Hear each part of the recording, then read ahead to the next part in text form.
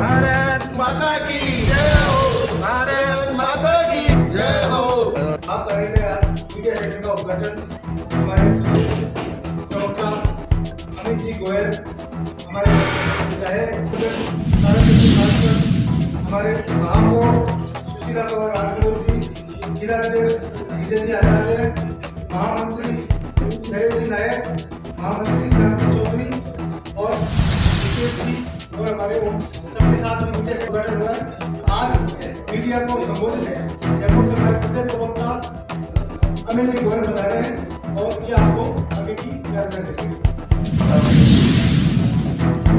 मेरे साथ राजेश बीकानेर शहर के जिलाध्यक्ष मेरे बड़े भाई आचार्य जी, विधायक हमारी माननीय मेयर साहिब सुशीला जी, मेरे साथ जयपुर से पधारे हमारे मीडिया कोऑर्डिनेटर जितेंद्र जी, हमारे छोटे भाई जो युवा मोर्चा के सदस्य मेरे साथ रहे भाई मनीष सोनी जी, हमारे यहाँ संभाग के प्रभारी आचार्य जी और महामंत्री जी जिले के।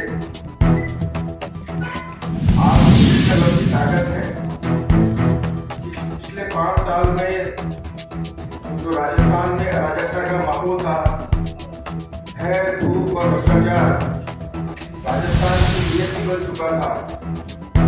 आपकी कलम ने आग उगली, भाजपा के कार्यकर्ताओं ने जमीन पर संघर्ष किया और राजस्थान को एक भ्रष्ट निकम्मी सरकार से मुक्ति हुई। ये वो सरकार थी अशोक गहलोत जी की सरकार, जिसमें राजस्थान में हर 1.5 घंटे में एक महिला के साथ दुष्कर्म होता था। ये वो व्यक्ति की हत्या होती थी। ये वो सरकार थी जिसमें बच्चियों को काट कर भट्टियों में फेंक दिया जाता था। ये वो सरकार थी जिसमें कुछ दुकान में चला रहे थे उसकी हत्या कर दी जाती थी। ये वो सरकार थी जिसमें जयपुर में रोड रेस की घटना में क्योंकि मरने वाला मुस्लिम समुदाय से था, सरकार उसको 50 लाख का मुआवजा देती। ये वो सरकार थी कांग्रेस की सरकार जिसके राज में 17 पेपर लीक हुए और 50 लाख परिवार, 50 लाख गाँव जब उसके साथ में अत्याचार हुआ, पेपर लीक हुए तो 50 लाख परिवार पर उसका असर पड़ा। हर पेपर लीक और उस पेपर लीक में सरकार के नीचे से लेकर ऊपर तक बैठे लोग संलिप्तता पाई जाती।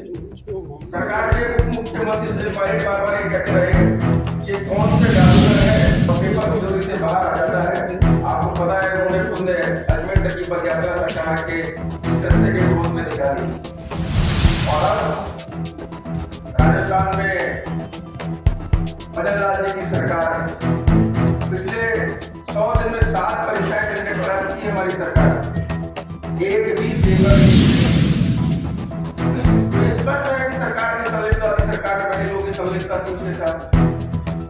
राजस्थान में ऐसी अराजक स्थिति जब सरकार की बच्चों के अवैध खनन के चलते भरतपुर में संतों को आत्मदा करना, बार-बार चेतावनी देने के बावजूद वो पहाड़ियां जो हमारे लिए पूछनी है, उन पहाड़ी क्षेत्रों में, वन के क्षेत्रों में अवैध खनन होता रहा।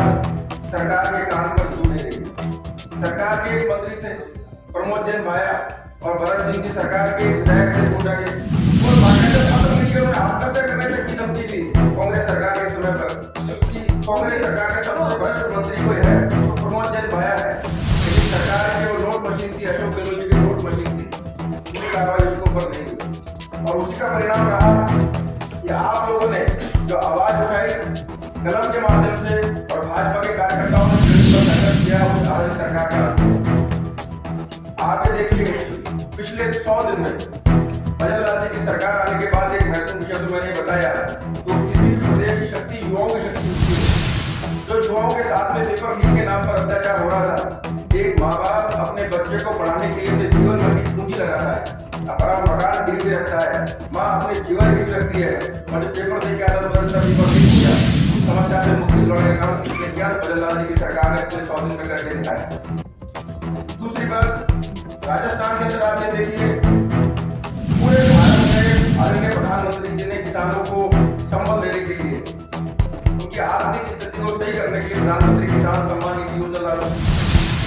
देश के करोड़ों किसान उससे लाभान्वित है। राजस्थान में 80 लाख किसानों को प्रधानमंत्री किसान सम्मान निधि योजना का लाभ मिलता रहा है। और अब भजनलाल जी की सरकार आने के बाद में आप देखिए 2000 रुपए की प्रति उसमें राजस्थान सरकार की तरफ से की गई। जो पिछले 5 साल की स्थिति ये रही, अगर आपको घटना याद हो, आपके बगल के जिले की हनुमानगढ़ नंदनगढ़ जिले की घटना है कि किसान ने आत्महत्या की पर वीडियो बनाकर, और वीडियो में उसने आगे राहुल गांधी हमारे यहाँ आए थे तो उन्होंने कहा था 1 से लेकर 10 तक गिनती दूंगा, सारा कर्जा माफ हो जाएगा। मेरा कर्जा माफ नहीं हुआ इसलिए मैं आत्महत्या कर रहा हूँ। राजस्थान को 19,000 किसानों की जमीन को सरकार, उन्हीं किसानों को जाना जाता है, उसको संबल देने के लिए माननीय भजनलाल जी की सरकार ने 2,000 रुपए अनुदान बढ़ाया। 33 लाख किसानों को सरकार के माध्यम से मुफ्त फीस देने का भी काम ये सरकार लगातार चालू कर दिया है सरकार।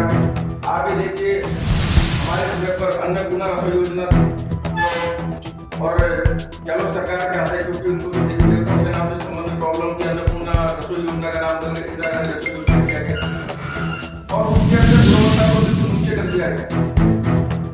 भजनलाल जी की सरकार में, क्योंकि वो जो योजना है वो गरीब लोगों की योजना है, गरीब लोगों के लिए योजना है, उस योजना के अंदर गुणवत्ता को सुधारा और जो 450 ग्राम थाली का वजन था तो थाली के वजन को 600 ग्राम। राजस्थान में हमारी सरकार बनी, सरकार बनने के बाद में जो है वादा किया था 2% वैट की कमी राजस्थान सरकार ने की और 2 रुपए प्रति लीटर डीजल और पेट्रोल की कमी मोदी सरकार ने की। इसी तरह जल जीवन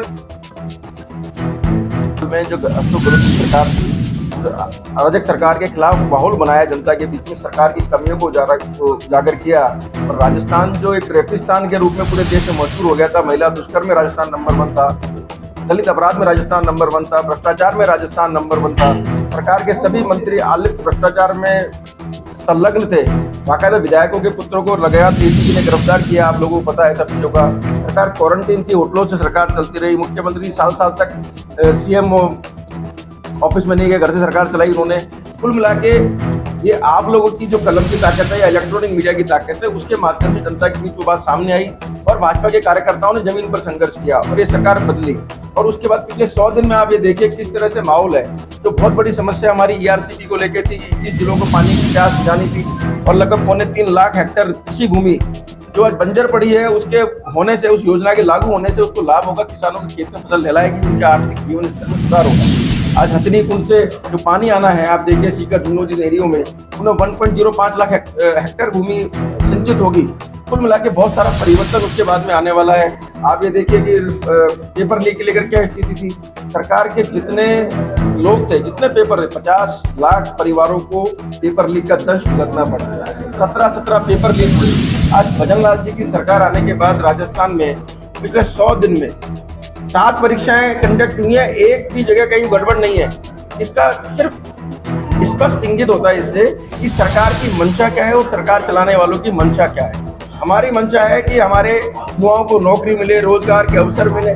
आप ये देखिए जब कोई पेपर देने जाता है या पढ़ाई करता है तो उसके मदर फादर अपना मकान गिरवी रखते हैं, लोन लेते हैं, बैंक से जेवर गिरवी रखते हैं और बाद में बच्चा पेपर देके आता है तो पता चलता है कि पेपर लीक हो गया। राजस्थान की महिलाओं की क्या स्थिति थी? हर 1.5 घंटे में राजस्थान में एक बलात्कार हो रहा था, हर 4 घंटे में राजस्थान में एक मर्डर हो रहा था। आज वो स्थिति में कितना भारी परिवर्तन है मात्र 100 दिन